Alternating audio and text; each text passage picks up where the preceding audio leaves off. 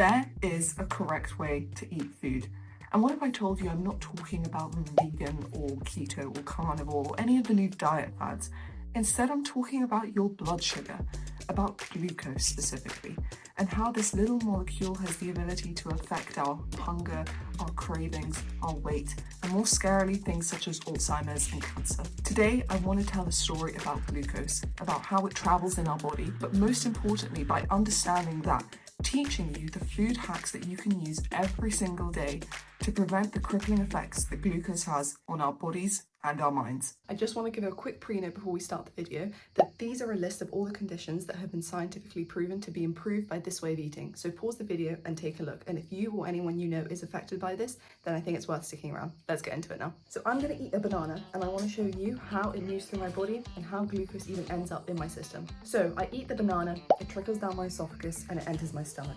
Here in my stomach it sits and it gets churned a little bit and then it'll trickle down into my intestine. From my intestine, the glucose will then move into my bloodstream and that is a glucose spike. So that is this at the top of the graph that we see. Pretty simple, right? But for some reason, having these glucose spikes is extremely bad for our body. Let's take a look at the two reasons. When we have so much glucose coming into our blood, a lot of glucose then starts entering our cells at a very quick pace, something that our cells are not used to. This causes our cells to then release these harmful things called free radicals, which then start floating around in our blood. These free radicals will damage anything that they touch.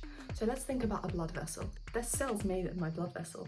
And if those cells become damaged, then my blood vessel wall is not going to be as smooth as it would like to be.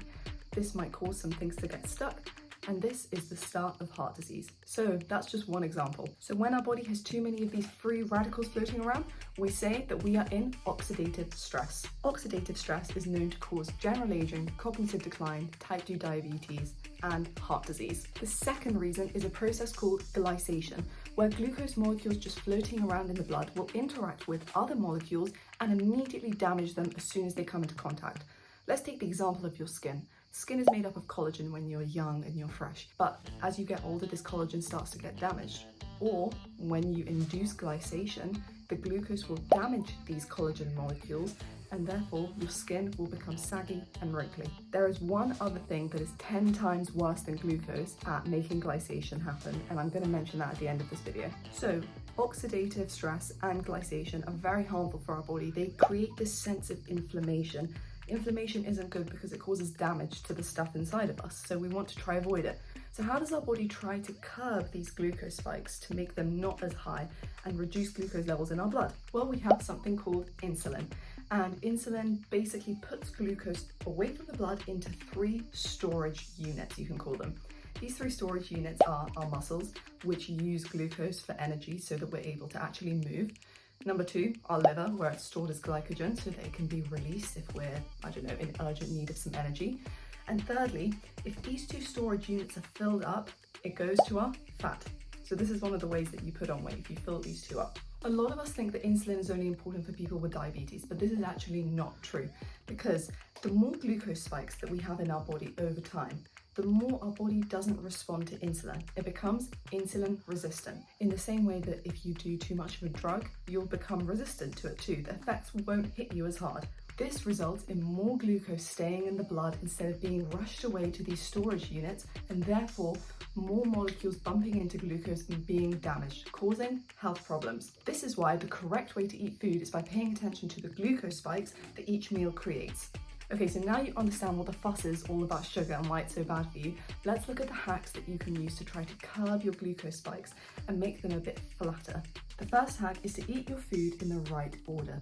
What does this mean? This means eating veggies first, then fats and proteins, then carbohydrates and starchy stuff, and then any desserts after that that you like. Let's see why this actually works and helps our body create a flatter glucose spike. I'm going to use a plastic bag to mimic your intestine. So remember that food enters your intestine after it empties from the stomach. If I start with veggies, I create this nice mesh at the edge of my intestine, which is almost, I want you to think as like a barricade before things enter the bloodstream.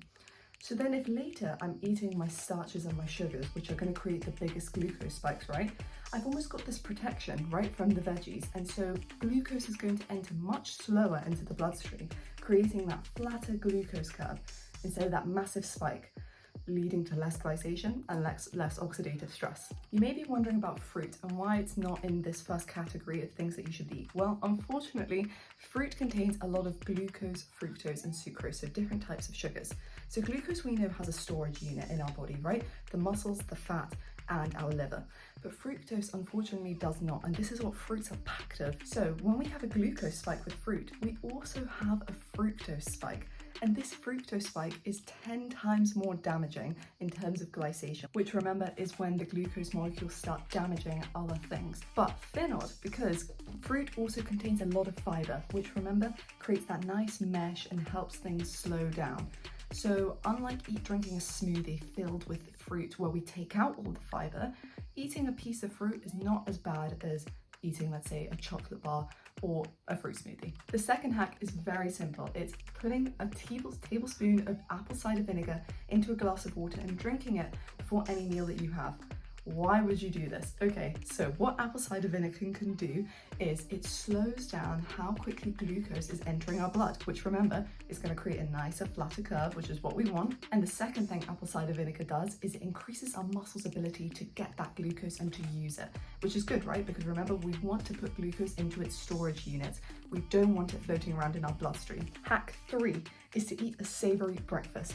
And it's a very easy misconception to think that eating something sweet in the morning is going to give you a lot of energy, but this isn't true at all. Instead, it's going to set you up on a glucose roller coaster for the whole of the day. Your stomach is very sensitive in the morning. It's just woken up. And if you eat something sweet, that glucose is going to hit your bloodstream from your intestine so quickly, and you're going to have that massive spike, and you're going to get hungry so soon after. Because remember, when we have the spike and we come down, our reward center gets activated and our cravings hit. Hack 4 is to exercise as soon as you finish eating something. And by exercise, I mean a 10-minute brisk walk, or like doing some squats. Why does this work? Well, because remember, our muscles like glucose. So when we start using them and start walking, more glucose is able to get into the muscles and out of the bloodstream, which is, again, remember, what we want to create that flatter curve. That is it, guys. I hope you learned something, and I hope that you try to incorporate these hacks, because I found them very helpful. They make you feel more energetic and just better about yourself, and don't make you feel like you're on this hunger roller coaster for the whole of the day. So I hope you got something out of it. If you have any questions, please comment them below, because I've done a lot of research on this, so I think I know something that might be able to help you. Bye, guys.